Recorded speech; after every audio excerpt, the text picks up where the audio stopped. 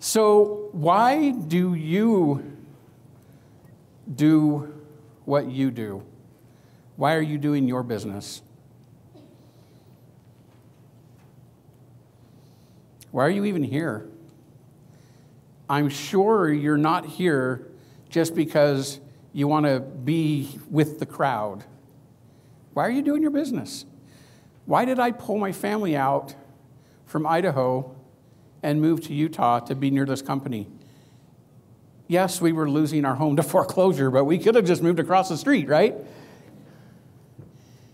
We lost it all, but there was a reason why I'm here. There is, not was. See, it was actually 10 years ago in 2 more days, September 15th, so 3 more days. September 15th of 2004, I was scheduled for a major surgery. I was going to have my jaw cut, my lower and my upper jaw, and they were going to slide everything forward. Plus, they're going to slice my chin, and there's a tendon connected to your chin, and they slide that forward, then set it with screws and take bone out of my hip and just rebuild me so I could breathe because I had sleep apnea really bad.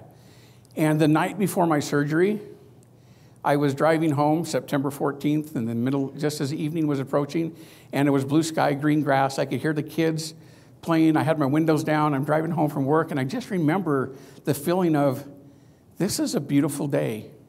And I had a connection with my spiritual side that said, this may be your last beautiful day.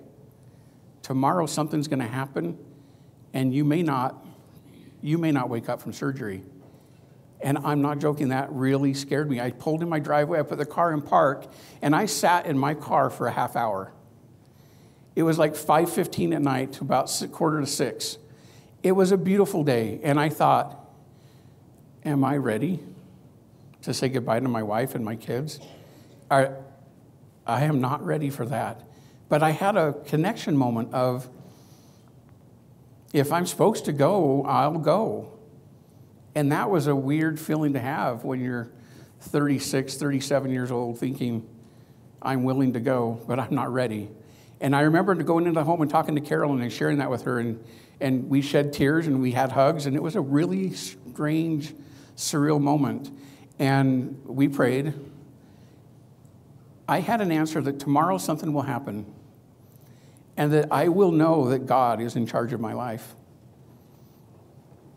And I will learn that I will have a choice to make tomorrow. And the choice that I make tomorrow will dictate whether I come home or not.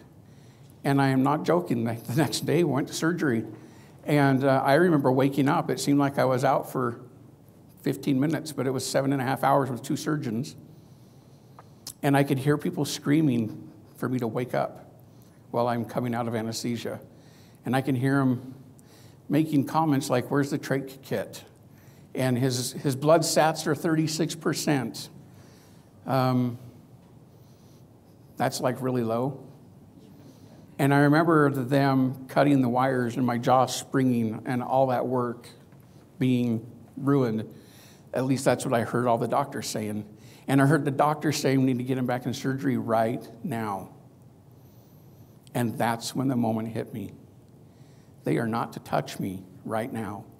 My surgery is done. And I couldn't express that to my wife. I couldn't talk, but evidently I was making a motion like this, and my wife said, get a paper. And I think I wrote, don't let them take me, something like that. All I know is I heard my wife say, you're not touching my husband. And then I remember hearing them say, you need to sign a whole bunch of forms because you're crazy. And she signed all the waivers. And they did not touch me. And I know today still, had they done something else would have happened besides the complication I had already experienced.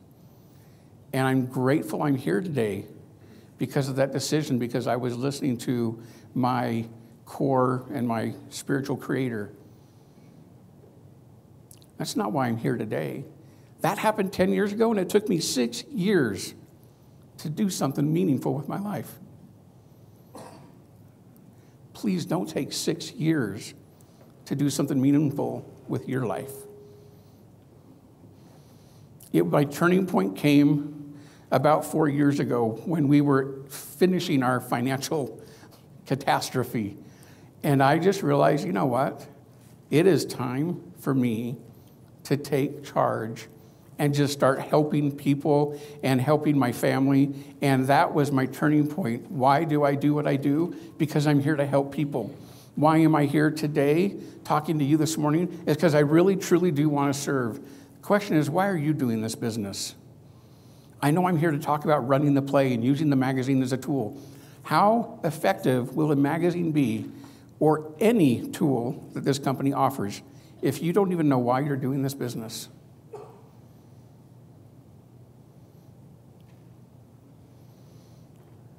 Follow your passion. Follow your passion. Success will follow you when you do that. I heard Stephen Miller say, if you want something better, you need to do something different. Is that true? If you want something better, you need to do something different. Life begins at the end of your comfort zone. I saw on Facebook yesterday, there was a presentation being made somewhere, and there was a slide someone took a picture of the slide, and it said, which is your money zone, your comfort zone or your courage zone? Will you find what you're looking for when you settle for your comfort zone? Or if you take courage and stretch yourself into your courage zone, what may you find then? Something to think about. Have you ever thought about, I'm going to do something really good, and then you get all scared, like maybe it's real estate and you're about to buy your first home and it's an investment property, and you're getting all the knots in your stomach and you feel like these butterflies are like turning into bats. They're just going crazy. And all the what ifs start to enter your mind. What if something goes wrong? What if they ruin the house? What if the economy goes down? What if? And you hit this barrier, this barrier of fear, and you step back, and suddenly you feel your anxiety level drop, and you take another step back and say, maybe real estate's not for me. Maybe it's risky, and I'll stay in my comfort zone. And you take another step back, and pretty soon you've stepped away from your fear, and you feel what? You feel relief. You're comforted. And you then may say to yourself, wow, that was going to be a mistake. I'm so glad I chose to stay comfortable. We've done this when we learned how to ride our bikes. Is this not true? Who learned how to ride a bike when you were young? Who can still ride a bike today? Yeah, I haven't tried it for a while. I remember learning how to ride my bike. I was so scared to learn. My dad would help me, and I would not let him take those training wheels off. One day my dad said, son, if you don't go to learn how to ride your bike, I'm going to give it to your friend. And the next day my friend owned that bike, because when Dad came home, he said, where's your bike? And I said, I gave it to my friend. And I did. I gave my bike to Corey. And I was an Indian giver because my dad made me go take it back. But once I learned how to ride my bike, what did I discover when I stepped past my fear? When I took courage and I stepped into the courage zone, we all found that we could ride our bike. It's the same with our Strongbrook business. It's the same. You may be fearful to get on that bike and place that magazine. You may be fearful to do that three-way phone call, even if you're the one listening and it's your leader doing the conversation. It takes courage to do this business. So I implore you, while you are here this weekend, to think about, and you're going to learn about this too, find your why inside are you doing this business. Find that why.